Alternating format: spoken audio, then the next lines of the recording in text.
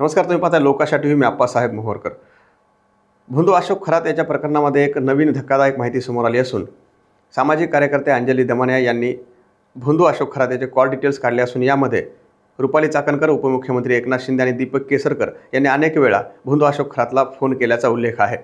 तर दुसरीकडे सर्वाधिक फोन कॉल्स हे रुपाली चाकणकर यांनी केल्याचं अंजली दमानिया यांनी सांगितलं. त्यामुळे आता या प्रकरणी एक नवं वादंग निर्माण झाल्याचे चित्र पाहायला मिळतंय. नमस्कार. कुठलाही विषय लढायला लागल्यावर बरीचशी माहिती माझ्यापर्यंत येते. तसाच काहीसा प्रकार आत्ता झालाय. अशोक खरातांचं जे प्रकरण महाराष्ट्रात चालू आहे त्याची बरीचशी माहिती माझ्यापर्यंत येते आणि ती मी माध्यमांकडे देते. पण काही कारणामुळे मी चंदीगड येथे आली आहे एका लग्नाला आणि रविवारपर्यंत परत येणार नव्हते. म्हणून मला वाटलं की मी ही माहिती लोकांपर्यंत पोचवावी. यात मला एक CDRची कॉपी आली. ती व्हॉट्सॲपवर माझ्याकडे ज्यांनी पाठवली त्यांना मी ओळखत नाही आणि त्या आत्ताच्या घटकेला माझ्याकडे जेव्हा ती माहिती आली तेव्हा तात्काळ मी ती DG महाराष्ट्र, मुख्यमंत्र्यांना दिली आणि SITच्या तेजस्वी सातपुते यांच्याकडे परवाच पाठवली. काल दिवसभरात ही माहिती जी होती ती मी थोडीशी संकलित केली आणि आत्ताच्या घटकेला माझ्याकडे जी धक्कादायक माहिती आहे ती अशी आहे की रुपाली चाकणकर म्हणायच्या की माझे गुरु आहेत अशोक खरात आणि खरातांबद्दल मला बाकी काहीच विशेष माहीत नाही, आमचे फक्त कौटुंबिक संबंध होते वगैरे वगैरे.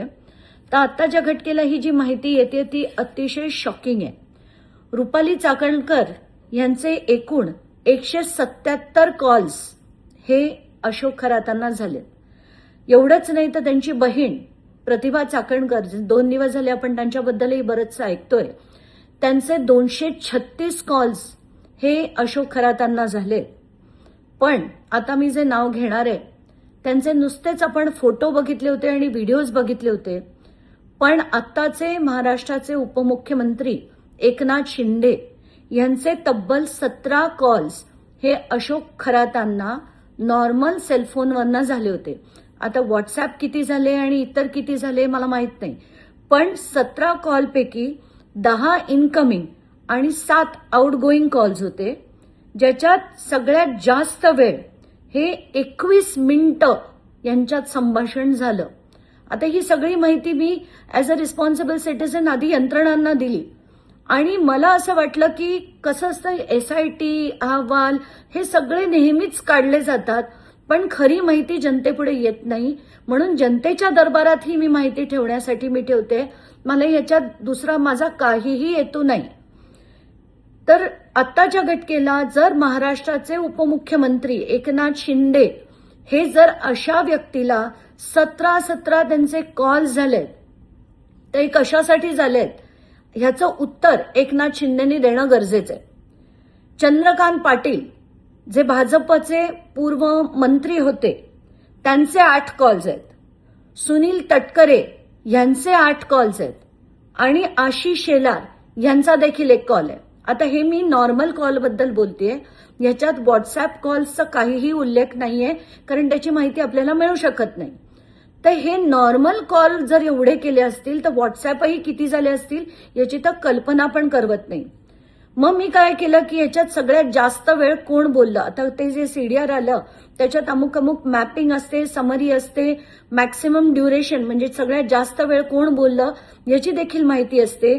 तर आत्ताच्या घटकेला पहिलं नाव आहे तृप्ती खरातांचं, जे आपण समजू शकतो की बाबा कुटुंबातल्या लोकांशी जास्त बोलणं होत असेल. दुसऱ्या नंबरवर रुपाली चाकणकर आहेत, दुसऱ्या नंबरवर, आणि 33,727 सेकंड या रुपाली चाकणकर खरातांशी बोलल्या होत्या. तर मला तेच वाटतंय की आत्ताच्या घटकेला यांना अटक होऊन यांची पूर्ण चौकशी, पहिलं तर यांच्यावर FIR झाला पाहिजे, यांना अटक झाली पाहिजे आणि यांच्यावर चौकशीनंतर कारवाई झाली पाहिजे. कारण इतका वेळ कोणी कुठल्याही गुरुशी कधीही बोलत नाही. 177 कॉल आणि 33,727 सेकंड जर ही व्यक्ती बोलत असेल तर ती काय बोलत होती याची चौकशी डेफिनेटली झाली पाहिजे. तिसरं नाव आहे दीपक लोंढे यांचं. दीपक लोंढे कोण आहेत? दीपक केसरकरांच्या अतिशय जवळचे व्यक्ती. यांचे 189 कॉल्स झालेले होते खरातांना, ते सुद्धा तब्बल 30,579 सेकंद. आता ही सगळी जी शॉकिंग माहिती मिळाली आहे आता ह्याच्यात, आणि असं देखील कळलंय की आपल्या देशातल्या सगळ्याच राज्यांमधनं त्यांना कॉल्स यायचे, पण काही देशांची जी नावं आली आहेत ती देखील मला अतिशय शॉकिंग वाटतायत. त्यांना कतारमधनं, UAE-मधनं, ऑस्ट्रेलियामधनं, US व्हर्जिन आयलँड्समधनं, ओमानमधनं, क्रिसमस आयलँड म्हणजे ऑस्ट्रेलियामध्ये क्रिसमस आयलँड हा प्रकार आहे, तिथून सुद्धा यांना खरातांना फोन कॉल्स यायचे. ही सगळी माहिती मी SIT कडे देखील दिलेली आहे आणि याच्यावर पूर्ण चौकशी ही झाली पाहिजे. माझ्याकडे जी जी माहिती येईल ती मी आधी यंत्रणेंना देईन, त्याच्यावर तपास करण्याचे त्यांना विनंती करेन आणि सगळी माहिती लोकांच्या न्यायालयात येण्याची गरज आहे असं मला वाटतं आणि ते आणण्याचं काम मी नक्कीच करेन.